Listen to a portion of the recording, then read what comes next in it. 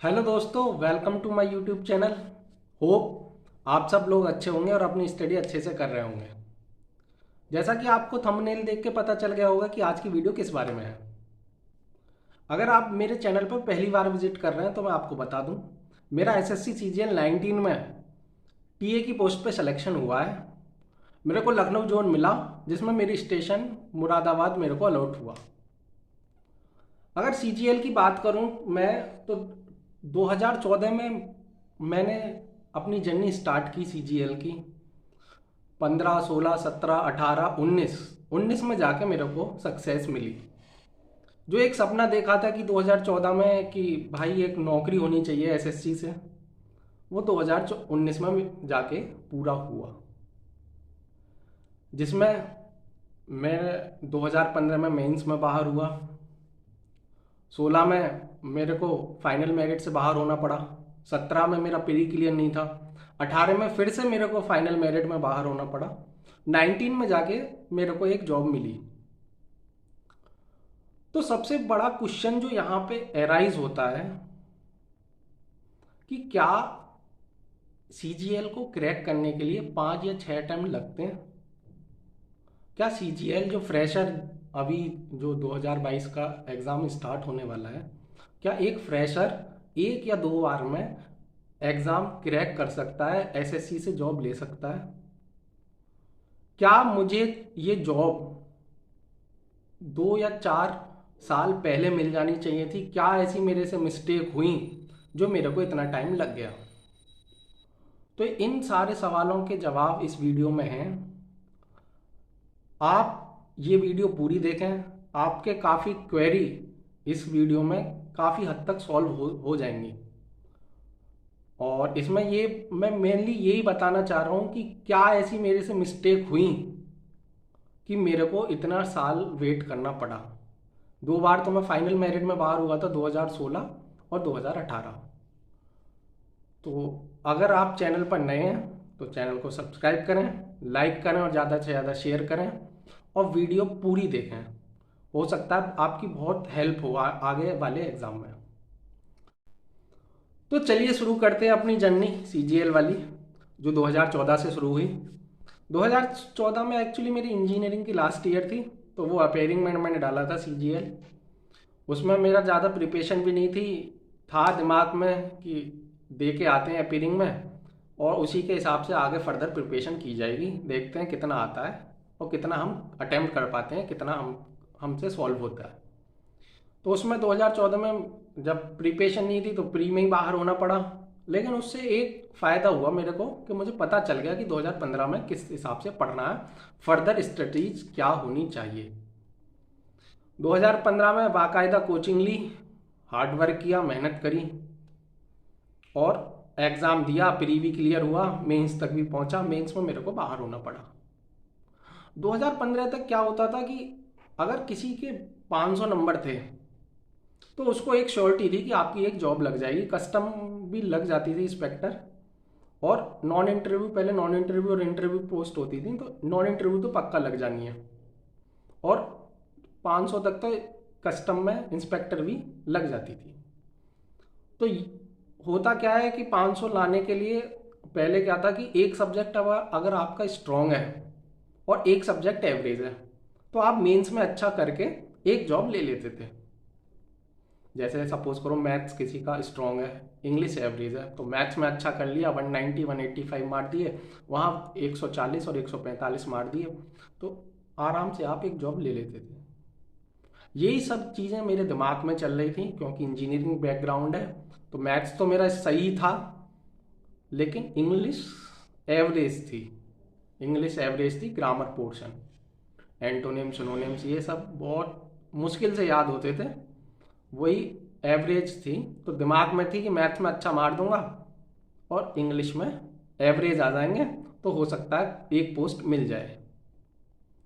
Paper दिया mains का, maths में तो सही परफॉर्म हुआ क्योंकि फर्स्ट टाइम था मेंस, तो थोड़ा नर्वसनेस रहती है। तो पहला मैथ्स में तो सही लग गए लेकिन इंग्लिश में बिलो एवरेज चला गया स्कोर मेरा, जिससे मुझे मेंस में बाहर होना पड़ा। फिर आगे 16 के लिए तैयारी करी। अब 16 में ऑनलाइन एग्ज़ाम हो जाता है, यहाँ से सारी चीज़ें बदल जाती हैं। जहाँ 15 में आपका 120, 125, 130 बहुत अच्छा स्कोर माना जाता था, वहीं इतनी कट ऑफ जाने लगी। तो 2015 में तो ये था कि जीएस, अगर आपका प्री में अगर जीएस और इंग्लिश थोड़ा एवरेज है और मैथ और रीजनिंग अच्छा से मार दो आप, तो वहाँ 120 हिट हो जाते थे, 120, 122, 125। ऐसे ही दिमाग में यही चीज़ें थी कि मैथ्स रीजनिंग में मार देंगे, इंग्लिश और जीएस पे फोकस कम था। 16 में वही चीज़ें रिपीट हुई और मेरे को मैथ्स रीजनिंग में अच्छे मारे, लेकिन इंग्लिश और जीएस ने फिर से बहुत ही कम स्कोर मैं कर पाया, जिससे मेरी 2016 में तो प्री की कट ऑफ ही क्लियर थी, एक नंबर ही ज़्यादा था। आई थिंक 137.5 गई थी, 137.5, और मेरे 138.5 थे, एक नंबर ही ज़्यादा था। फिर आगे मेंस के लिए मेहनत करी, वही दिमाग में था कि मैथ्स में ही मारना है, इंग्लिश में एवरेज आएगा। मैथ्स में मारा, पेपर भी थोड़ा ऐसा ही आया था, मैथ्स में किया स्कोर, लेकिन इंग्लिश में फिर से बिलो एवरेज स्कोर गया और उसका खामियाजा मुझे भुगतना पड़ा फाइनल मेरिट में बाहर होने पर। मैं वहाँ से फाइनल मेरिट में बाहर हो गया। 2017 का था, ये दिमाग में चीज़ें चल रही थी, 16 से मिल जाएगा कुछ ना कुछ मेरे को। तो 17 में मेरे का ये था कि यार 16 से मिल जाएगा टीए वगैरह, तो 17 में आराम से थोड़ी स्टडी थोड़ी वहाँ लैप्स हो गई मेरे से, तो उसका खामियाजा मेरे को भुगतना पड़ा कि मैं 17 में प्री में ही बाहर था। 17 में प्री में बाहर हुआ, CHSL भी चल रहा था। CHSL में 17 में क्या दिया, उसमें थे मेरे मैथ्स और रीजनिंग में 17 वाले में आई थिंक 143.5, 143.5 तो कट ऑफ थी, और मेरे थे 138.5। वो कैसे थे, वो ऐसे थे, मैथ्स रीजनिंग में तो 100 आउट ऑफ 100 थे, और इंग्लिश में थे मेरे 28 और जीएस में थे 10। इंजीनियर्स के साथ सबसे ज़्यादा जो दिक्कत होती है वो जीएस की होती है। जीएस की तो मुझे लगता है बहुत ही ज़्यादा दिक्कत होती है। मेरे पे सबसे ज़्यादा क्वेरी जो आती हैं वो जीएस की आती हैं कि भैया जीएस कहाँ से पढ़ें। उसकी भी मैं सेपरेट वीडियो बना दूंगा। तो मतलब कहने का मतलब ये है कि मैथ्स और रीजनिंग में 100 आउट ऑफ 100 करके भी मेरे को प्री क्वालिफाई नहीं हुआ CHSL 2017। अब दिमाग में चीज़ें साफ थी कि सिलेक्शन लेना है, तो मैथ्स और रीजनिंग तो ठीक है, जीएस और इंग्लिश भी पढ़नी पड़ेगी, और वो भी अच्छे से पढ़नी पड़ेगी। 18 में एक एम लिया कि इस बार तो क्रैक करना ही है, करना है, इस बार अच्छे से पढ़ूंगा, और प्री के लिए अच्छे से पढ़ा, जिसका रिजल्ट रहा कि मेरे प्री में 177.8 नंबर थे। प्री में काफ़ी अच्छे नंबर आए, लगा कि मेहनत दिख रही है, वो नंबरों से दिख जाती है। मेंस के लिए फिर फोकस किया, यहाँ पे फिर बात बिगड़ गई। यहाँ पे मैथ्स में थोड़ा कम हो गया स्कोर, इंग्लिश में ज़्यादा हो गया। दो सब्जेक्ट हैं, या तो दोनों को इक्वली वेटेज है और दोनों को इक्वली पढ़ना पड़ेगा, और दोनों में अच्छा ही स्कोर चाहिए यदि सिलेक्शन लेना है। वहाँ पे था कि चलो कोई नहीं, टायर 3 में कवर कर लेंगे, लेकिन टायर 3 में भी बहुत नंबर कम रह गए। वहाँ भी 85 नंबर रह गए थे मेरे, 52 थे। तो वहाँ मेरे को 2.5 नंबर से बाहर होना पड़ा 2018 में। यहाँ पे बिल्कुल स्थिति साफ थी कि अब जॉब लेना बहुत ही डिफ़िकल्ट है मेरे लिए। फिर घर वालों ने समझाया, मम्मी पापा ने समझाया कि 19 वाला एक और बार ट्राई कर, प्री में अच्छा स्कोर कर, इस बार मेंस में अच्छा स्कोर कर। तो यहाँ मैं ये बताना चाह रहा हूँ आपके लिए, एक्सपीरियंस के लिए, नई चीज़ें, कि हमें एक सब्जेक्ट में पीएचडी नहीं करनी। ऐसा नहीं है कि एक सब्जेक्ट तो बहुत पढ़ो, एक सब्जेक्ट को आप छुओ ही मत, उससे सिलेक्शन नहीं होगा। ये 2015 तक कहानी थी कि एक सब्जेक्ट स्ट्रॉन्ग है, एक एवरेज है, तो सिलेक्शन ले लिया। अब तो आपको 2022 का बिल्कुल ही पैटर्न चेंज हो गया। उसमें जीएस भी पढ़नी पड़ेगी मेंस में, इंग्लिश भी पढ़नी पड़ेगी अच्छे से, मैथ्स और रीजनिंग भी पढ़नी पड़ेगी अच्छे से। अब तो इंग्लिश की वेटेज है 45 क्वेश्चन उसके हैं, 25 मेंस में आ गई है जीएस, तो उसके हैं, वो तो अच्छी पढ़नी पड़ेगी। बिना इंग्लिश और जीएस के सिलेक्शन नहीं होगा। ये सही बात है कि मेरा तो ये मानना है कि स्ट्रॉन्ग को बिल्कुल स्ट्रॉन्गेस्ट कर लो, बिल्कुल उसको और स्ट्रॉन्ग कर लो, लेकिन ये नहीं है कि वीक को बिल्कुल ही वीक कर दो। उससे सिलेक्शन के चांसेस बहुत कम हो जाते हैं। मेरी यही स्ट्रेटजी थी 2019 में। मैंने स्ट्रॉन्ग को स्ट्रॉन्ग किया और वीक को उसको भी स्ट्रॉन्ग करने की कोशिश करी, जिससे मेरे को मेंस में 200 में से 200 थे। वही चैनल का नाम है 200 आउट ऑफ 200। किसी ने सजेस्ट किया था कि ये काफ़ी अच्छा नाम है, तो मैंने फिर चेंज कर दिया। पहले लॉकिस क्लासेस से चला रहा था मैं चैनल, तो वहाँ मैथ्स में अच्छा स्कोर किया, लगा इस बार की जॉब लग जाएगी। टायर 3 में भी कम ही नंबर थे, 52 ही थे, 52 55, लेकिन फाइनली जॉब लग गई 19 से और टीए मेरे को मिला। तो मेरा कहने का मतलब है आपको सारी चीज़ें पढ़नी पड़ेंगी। अगर सिलेक्शन लेना है आपको ही पढ़ना पड़ेगा, आप ही सिलेक्शन, अगर आपको सिलेक्शन लेना है तो सबसे जो प्रॉब्लम है वो आपको ही सॉल्व करनी पड़ेंगी। अब ये आप पे डिपेंड करता है कैसे करते हो। प्रॉब्लम सबके साथ आती हैं, सबको फेस करनी पड़ती हैं। मेरे को भी 8 साल लगे।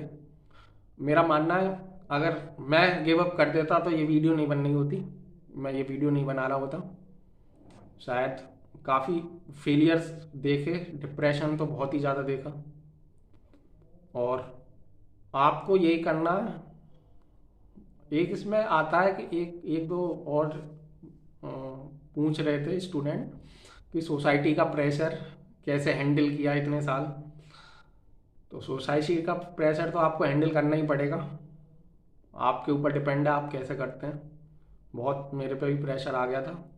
1-2 अटैम्प्ट में तो कुछ नहीं कहते लोग बाग, लेकिन जब 3-4 अटैम्प्ट हो जाते हैं, जब आप पे चारों तरफ से प्रेशर आना चालू कर देता है, सोसाइटी भी, घर वाले भी, बाहर वाले भी, जिनका कोई भी मतलब नहीं होता वो भी आपको कहना चालू कर देते हैं।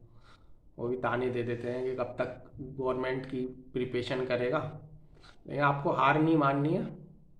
मेरा मानना है कि अगर मेरा हो सकता है तो आपका भी हो सकता है, पक्का होगा, ज़रूर होगा। लगे रहो बस, और सारे सब्जेक्ट पे अच्छे से पढ़ो। कोई ऐसा नहीं है कि एक में पीएचडी कर ली कि हाँ जी मैथ्स अच्छा होता। क्या है कि यार सही बताऊँ ना, जो सब्जेक्ट अच्छा है वो पढ़ने में इंटरेस्टिंग लगता है, जो समझ आती हैं चीज़ें हमें। जैसे मेरे को मैथ समझ आती थी तो वही पढ़ता था। इंग्लिश समझ आती नहीं थी, ग्रामर वाला पोर्शन, ना एंटोनिम पढ़े ना सिनोनिम पढ़े, हाँ जी चले गए पेपर देने।